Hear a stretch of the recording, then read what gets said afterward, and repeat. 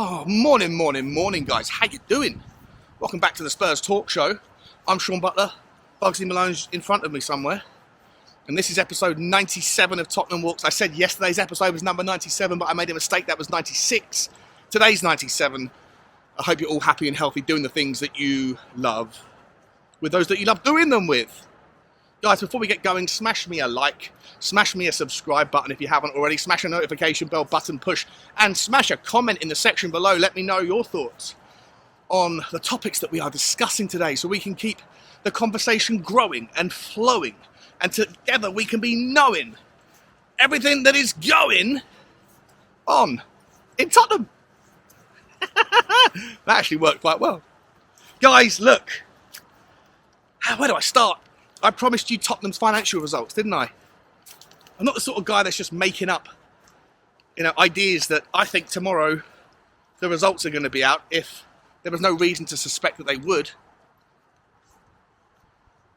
For the last 3 years at least, November the 23rd has been the day when the financial results have been released.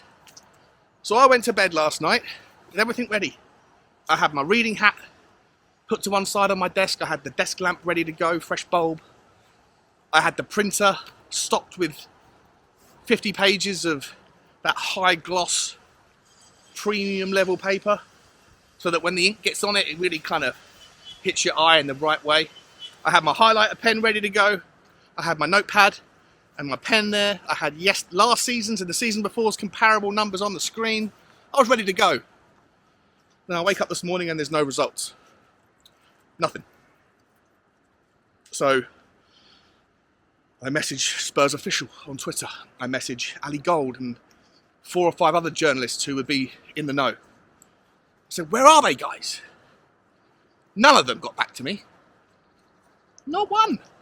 It's almost as if they would rather have their breakfast in peace than get back to this guy. I mean, the audacity, right?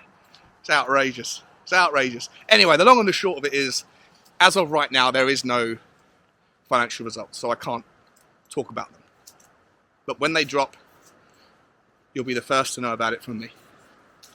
Last bit of news, guys, is about Min-Jae, Napoli centre-half. Signed from Turkey in the summer for 18 million euros. Tottenham had the option to buy him for 15 million pounds, and we turned it down.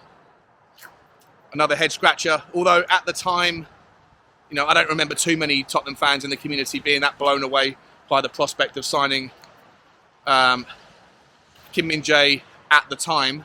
Everyone had their head into the Bastoni deal and their heart. So I don't necessarily want to play Monday morning quarterback and say we let one go, but we did, because now it turns out that Tottenham are trying to possibly get involved in paying a release clause fee of 50 million euros for the guy. And I'm going to read out a quote from a fairly respected journalist in Italy who actually is based in Napoli. So he's kind of almost like an Ali Gold for Napoli, I guess is the way I'm reading it.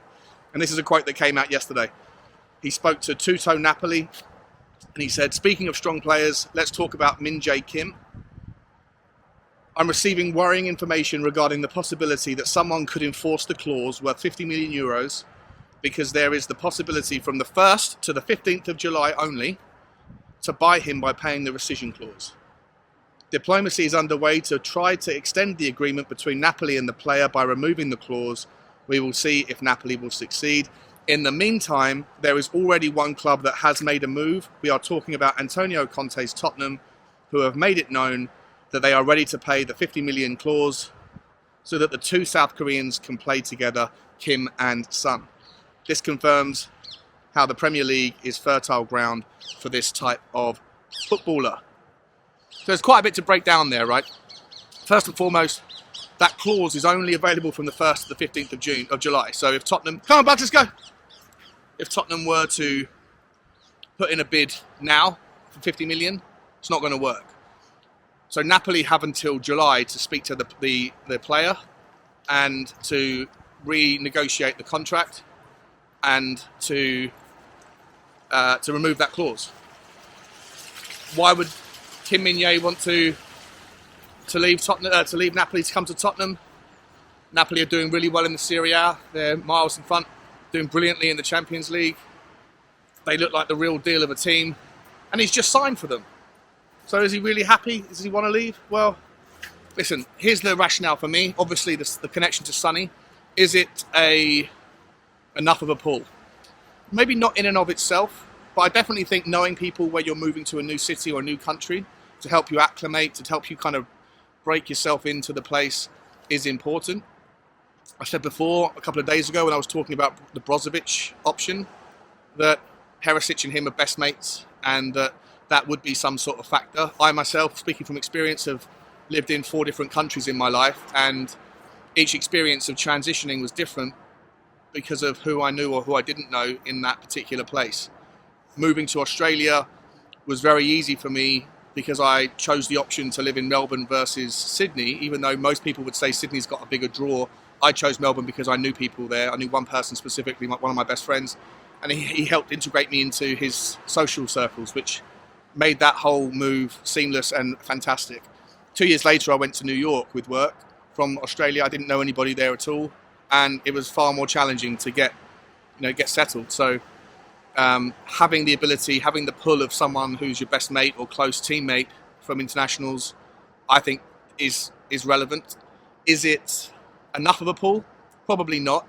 But when you add in the other factors like playing for Conte, playing in the Premier League, one of the best leagues in the world, playing in the stadium, playing with some of the players like Harry Kane, I'm not sure if that's necessarily that big of a draw because Napoli have got some fantastic players as well. But I think the other major factor, of course, is money, right? And I don't think Napoli are going to be paying Kim Min-Jae anything like what Tottenham would end up paying him. 1, because Napoli don't have that sort of money. 2, because he came from Turkey where he would have been earning significantly less. He's probably on 40 grand a week, or something like that. Something still amazing money, but he could double his money by coming to Tottenham. So when you factor that in, plus you're going to be playing regularly, plus you're still playing in the Champions League, plus Conte, plus the players, plus the stadium, plus London, plus the Premier League, plus Sonny, there's an argument there that maybe Kim Min-Jae would hold off signing a new contract that removes that clause, and Tottenham may go and have a crack in July. It doesn't solve our problems right now, though, right? So, most people would say we need 2 centre-backs. Well, do you go and get... If there's truth to this stuff, and I don't know if there is, the journalist could be, just putting 2 and 2 together and getting 5. But if there's truth to it, do you just go and get 1 centre-back in January to try and fill the holes now and then look to go again in the summer? Does that mean that the Bastoni deal is off? Well, probably, because Fabrizio Romano has said once again, and I said this a few days ago, that Inter Milan have got no intentions of selling their biggest assets, best assets, and Bastoni is one of them. So are we just pivoting our attention now to somebody else that we could have got for 3 times less, 33% of the price that we'd have to pay now, we could have had 6 months ago? Very frustrating. Is he a good enough player? Is he someone that excites me? He didn't excite me 6 months ago. He's stepped up and he's had a wonderful season.